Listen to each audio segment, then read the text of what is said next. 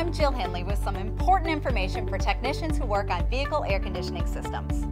The U.S. Clean Air Act of 1990 included Section 609, which required all auto technicians who work on vehicle AC systems to be certified to recover and recycle refrigerant and purchase R12. As of January 1st, 2018, technicians must show their certification card to purchase R134A refrigerant and R1234YF refrigerant in quantities of 2 pounds or more.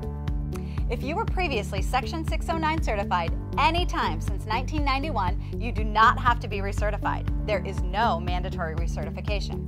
However, it is highly recommended to recertify as the training has been updated and includes information on the handling of R1234YF.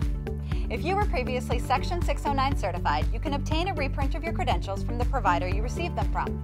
The Mobile Air Conditioning Society, MACS Worldwide, holds records for MACS and IMACA. The cost of a reprint is $10. You can obtain a form to request a reprint on the homepage of the MACS website. To become certified, you can take the Section 609 test online or with a paper test by ordering it from the MACS website at www.macsw.org and visiting the Section 609 pages. The cost of the test is $20. If you would like more information about Section 609 certification or have a question, you can email MACS at macsworldwide@macsw.org.